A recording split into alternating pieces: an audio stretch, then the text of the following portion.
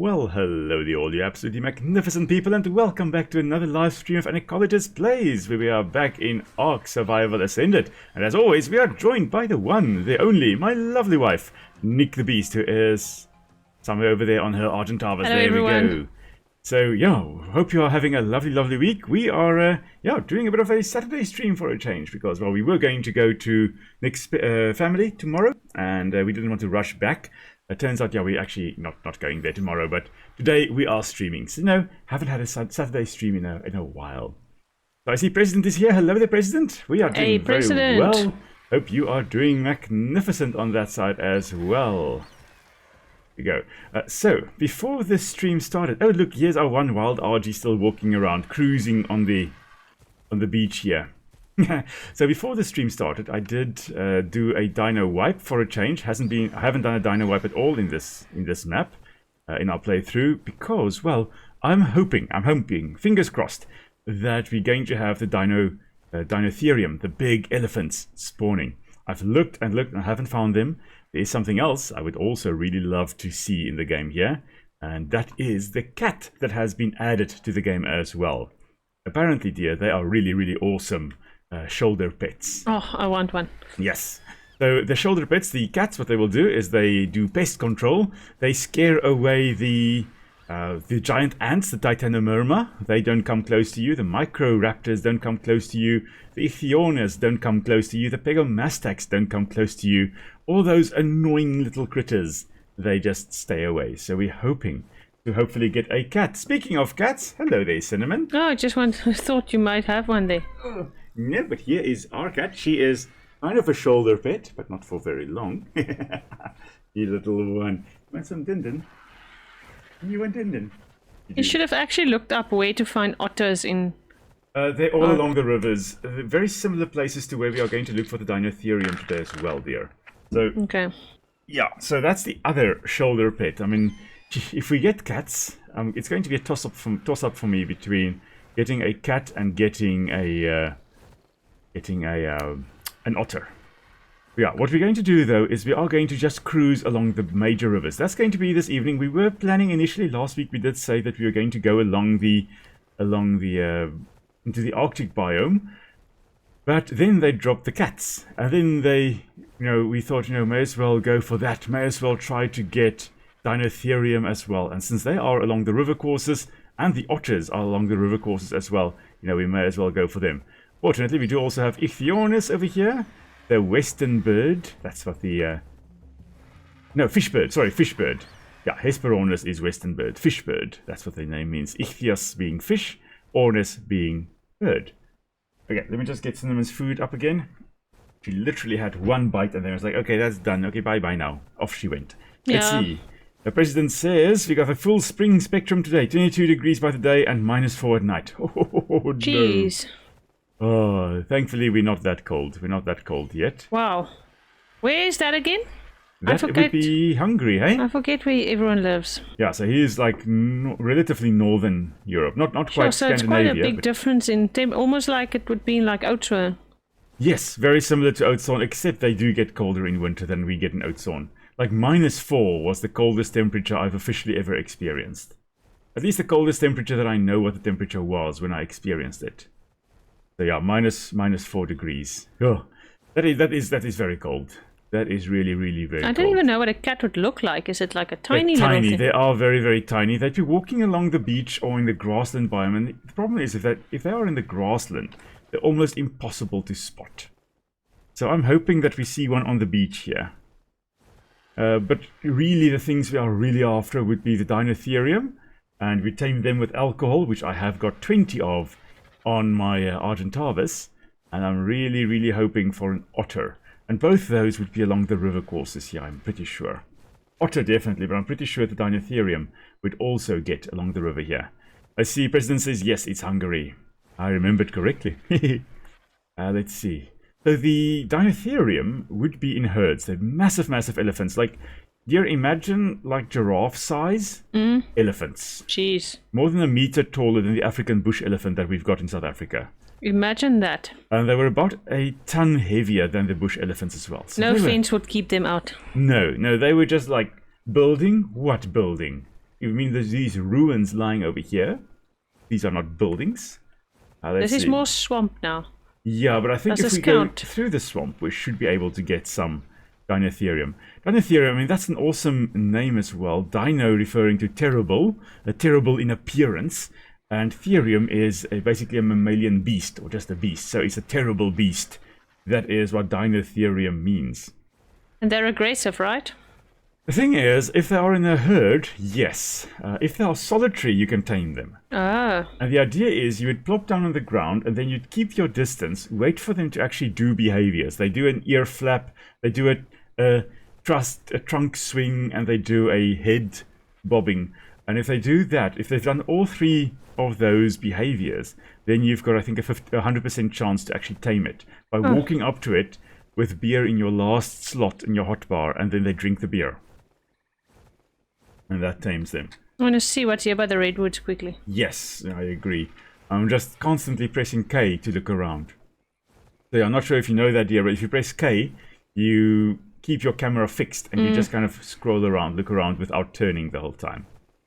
Yeah, I do know that one. Okay, yeah, that's a very, very nice way to do things. So in the meantime, since last time, I have gone and I have collected all our... what was what did we have? The Dimorphodon. Yes, there we go. Thank you, dear. I almost said Dimetrodon. Not Dimetrodon, they're Dimorphodon. I finally collect all our pterosaurs. They're all back in their cryopods. Everything is fixed again. See this area over here. Now, technically, Deinotherium occurred in more forested environments. They were browsers. They needed trees to actually survive. And the theory as to why they went extinct is one of habitat change. As the climate got drier at the end of their reign, then the forest disappeared and made room for savanna and eventually more open grasslands. And because they are browsers and depend on trees for their survival, for food, they eventually just died out. So I think your dino wipe, the stuff hasn't spawned yet. There's nothing here. It will take a while. I do see pterosaurs flying around though. I think it should spawn over time. There is a pterosaur in Pteranodon in the redwoods. I think if we hang around over time, and that's why we're not flying fast either. And I think if we just move slowly, we should see stuff reappearing. So I think it will probably do it in nodes as we are flying around here. Yeah, I think that'll be it. I see President also says it would be so cool and scary to see megafauna in real life. I mean, the only megafauna we can see nowadays would be things like rhinos, hippos, elephants, and giraffe. But these Deinotherium would have really, really dwarfed our elephants. Well, not quite a dwarf, but they would have made them look quite small. You're still following the river, right? Yeah, I'm here by the green drop. Okay, I think we may have split. Yeah, I've just took a rest moment. Okay, yeah, no, I'm just further along the river. I'm here close to where the green drop is going to come down in a moment. Okay, there, a parasaur has spawned on the beach. For a moment, thought an Argentavis has spawned behind me, but that was you. So yeah, the dinosaurs will start appearing again soon. And yeah, hopefully we also have an elephant or 3. Or just an elephant at a time respawning as well. I would love to actually have or see the Deinotheria. I haven't seen them at all. And I've looked. That's kind of why I did the dino wipe. Because I've looked and looked and looked and I still haven't been able to see them. I thought, tonight I want a Deinotherium. That is the objective of this evening. And if we do that and we get otters, then we go to the Arctic region, I think. What do you say, dear? Yeah, sounds good. Yeah. Alright. The president also says, sadly, a lot of animals die out for the same reason, due to habitat change. Yeah, indeed. And climate change, driving change in habitats, driving, a whole bunch of things changing.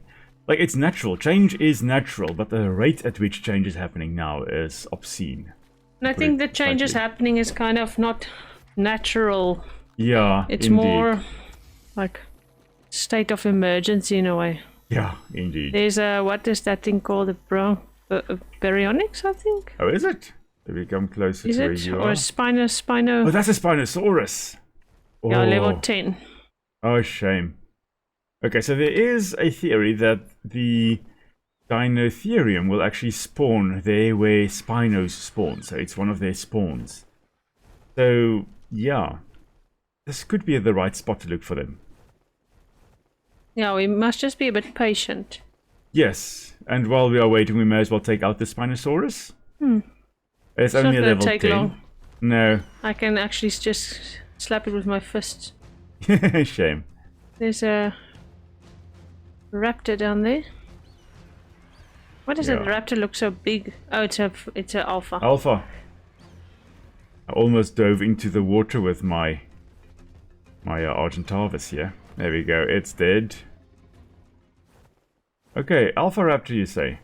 There's a normal raptor here as well, coming after you. Hello, Raptor. Oh, wow, that was quick, dear. Very nicely done. Don't suckle with my Argy. Yeah, so interesting regarding things dying due to climatic changes and so there is an often overlooked problem with the changing climate, and that is the occurrence of disease. If you look, for example, at avian malaria, so malaria affecting birds, because malaria, as far as I recall, will only affect warm-blooded animals, and obviously birds being warm-blooded, they are susceptible to avian malaria. Usually, cold temperatures keep avian malaria out of certain regions, the areas that are colder, like tops of mountains and things like that, and colder latitudes.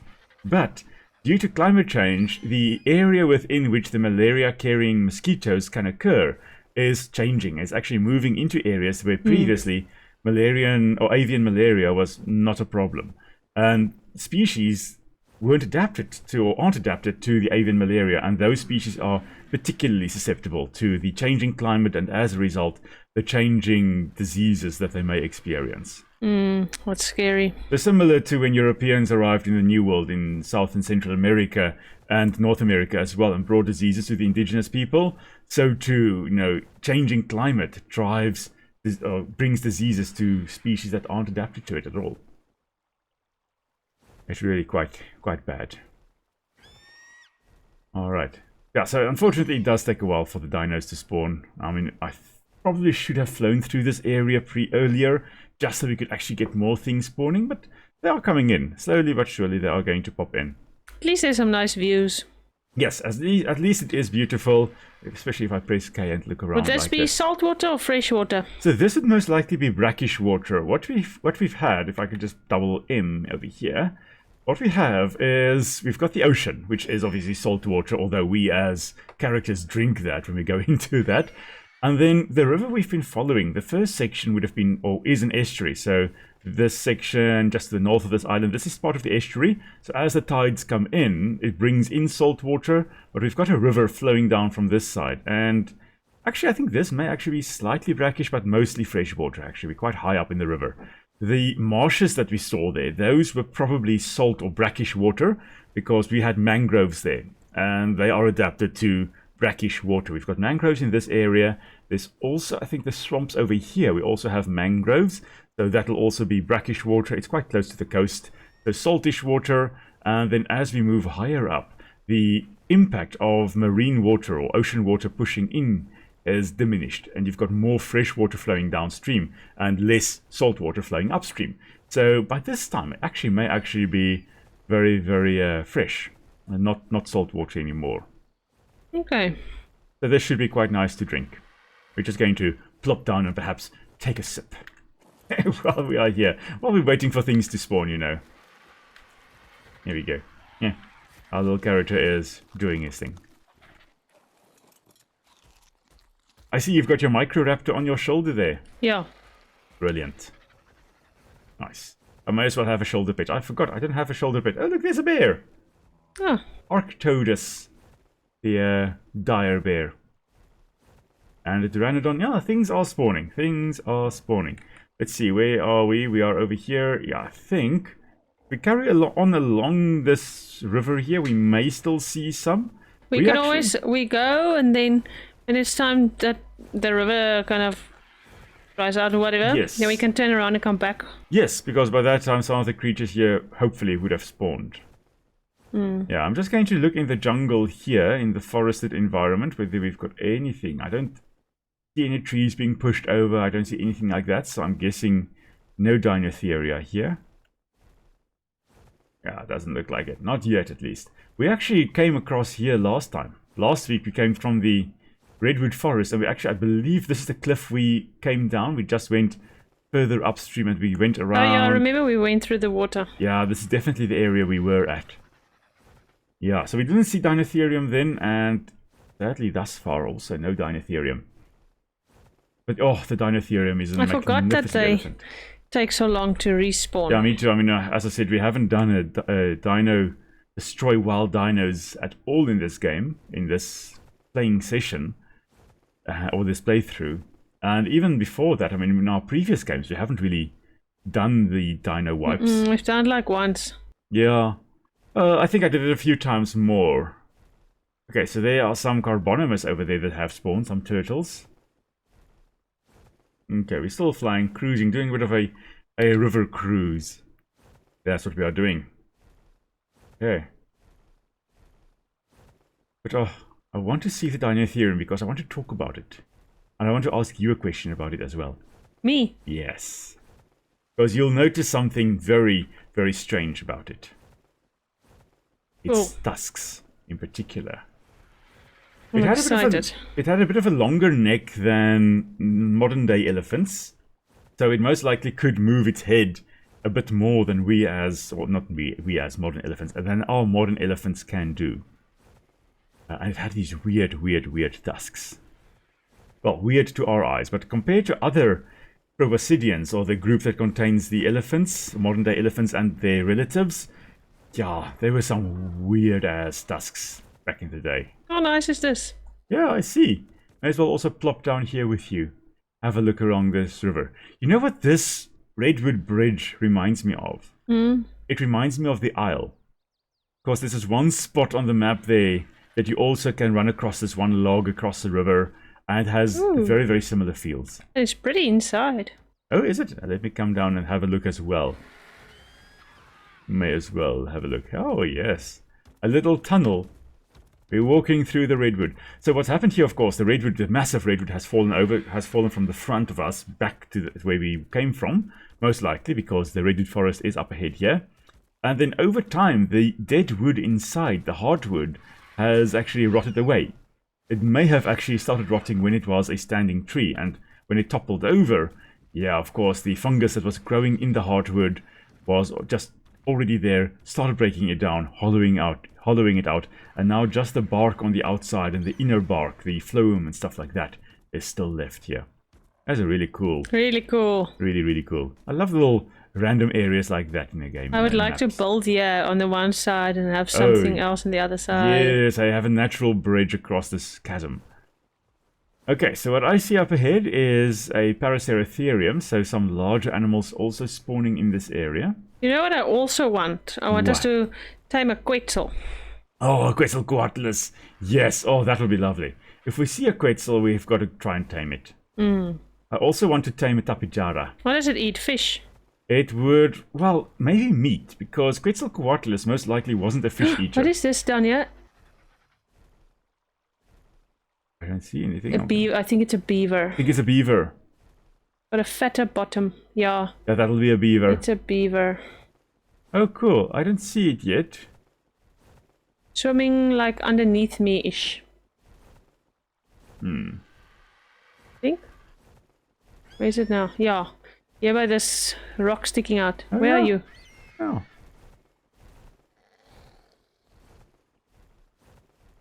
Oh, can't see it.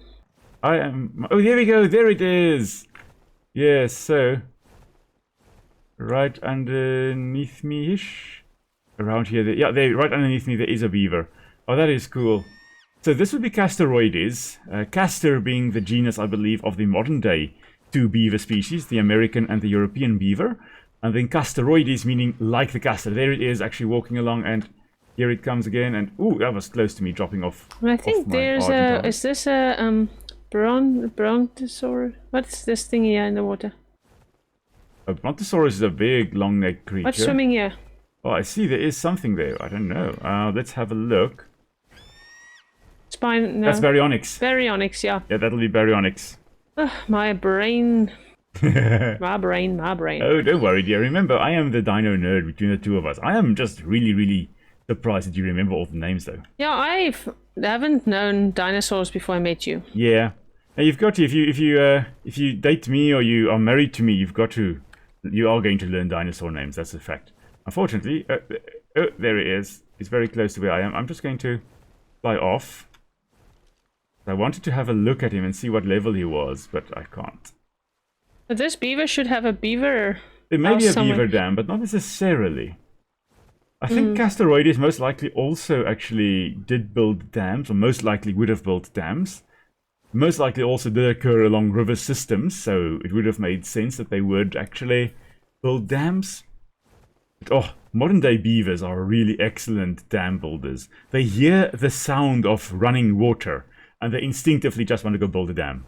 If you want to fool them, you play on the speaker, you play the sound of running water where there is no running water, and they will start dragging sticks and branches to that area to block the non-existent water.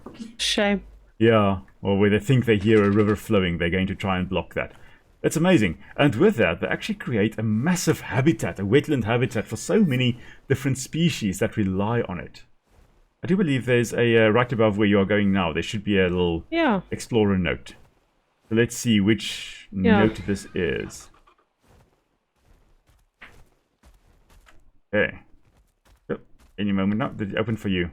Yeah. Okay, it hasn't opened for me yet. Okay, here we go. We need to walk onto it. There we go. Giganotosaurus furiosa is an enormous predator, larger even than the Tyrannosaurus or Spinosaurus. Getting cornered or run down by a Giganotosaurus can mean certain death for nearly any creature. Fighting a Giganotosaurus directly is never a good idea, as its rage rapidly grows with every hit it takes. With this rage, it builds increasing reserves of energy to use, making its iron-jawed bites progressively more deadly and enhancing its stamina. Add to this the fact that its huge body also enables it to take a tremendous amount of punishment, and you have a creature that is generally better avoided or outsmarted than attacked head-on. Taming Giganotosaurus is a dangerous prospect. Its rage reaction, even when tamed, can sometimes cause it to briefly turn on members of its own tribe. Indeed, it may even throw off its rider if it has been sufficiently angered. And yet, the sheer size and immense power that the Giganotosaurus possesses means that some factions endeavor to tame it as a Where are we now? Is it fear-inducing like swamps? capital beast of war, I'll even talk in a at moment, great dear. risk. Oh. Okay, I was just waiting for the note to stop talking. Yeah, mine was a little before yours. About the Giganotosaurus, yeah. So Giganotosaurus, interesting that the narrator there kind of calls it Giganotosaurus. Very often it is mispronounced as Gigantosaurus, which isn't a species, it's Giganotosaurus. Giga, of course, meaning massive. Odonto would be tooth. I'm not sure about... Or maybe it's massive tooth lizard. But anyway, so Giganotosaurus. We've never tamed Giganotosaurus. We will at some point have to. But where are we? That's a good question. Where we currently are, it's kind of like not really a marshland. It is kind of a braided river, which means the river splits and rejoins, which is not something rivers technically really often do. There where you are in particular, it's more of what we call a braided river. There's some raptors here, there's small hands here, tiny hands. Okay, Carnotaurus. Yeah.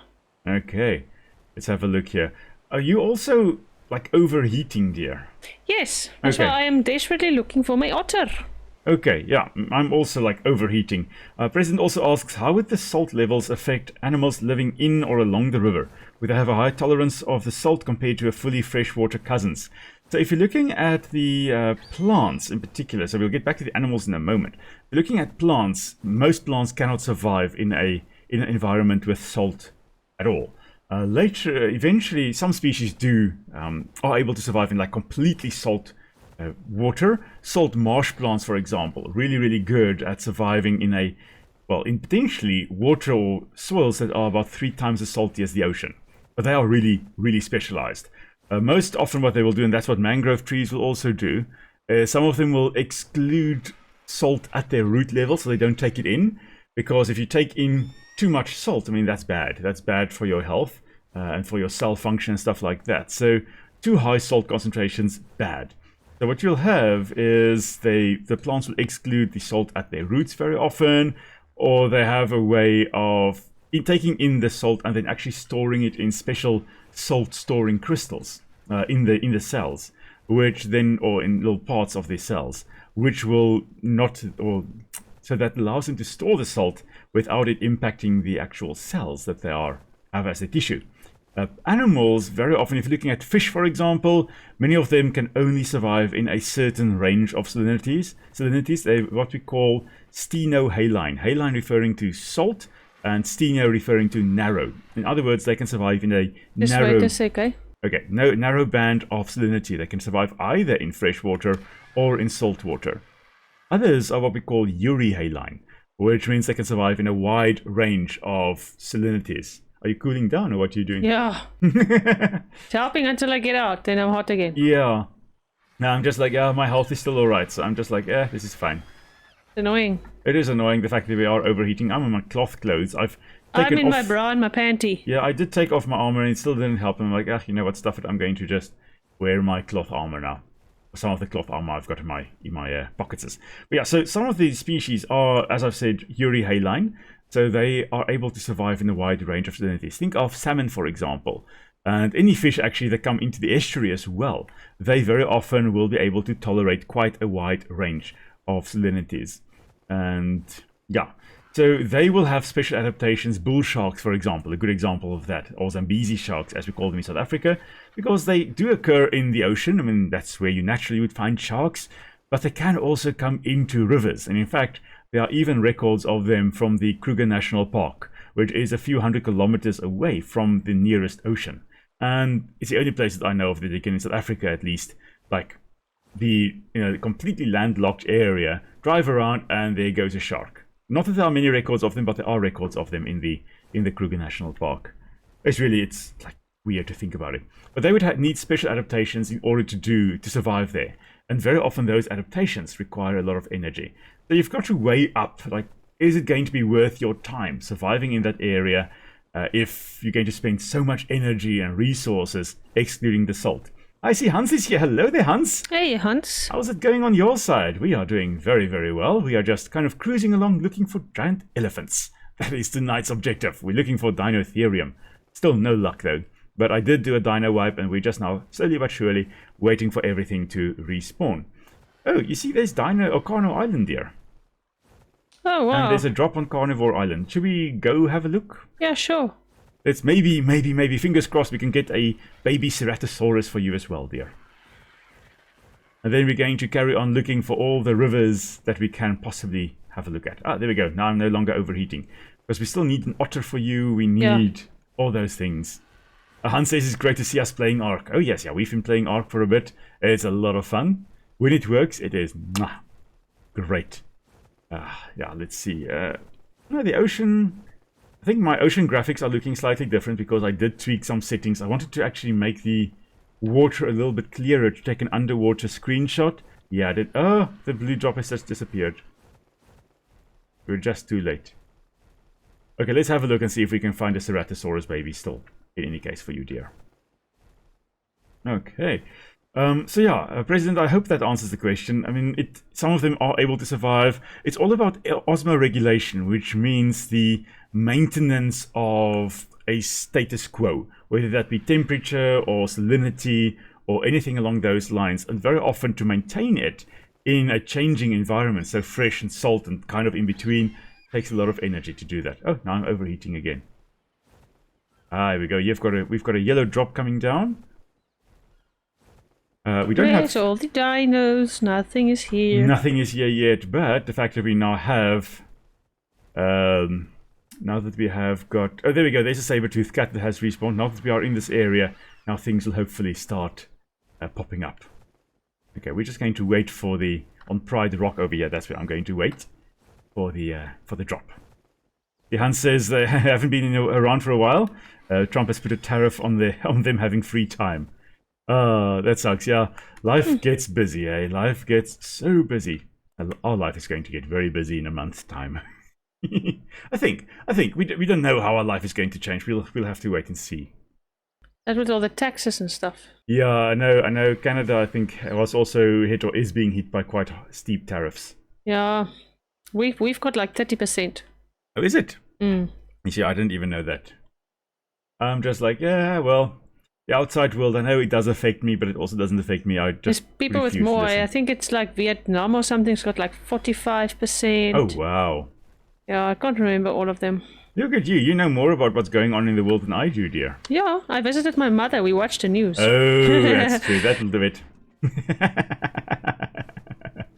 Yeah, I do not know what is going on in the world. And you know what? Ignorance really is bliss.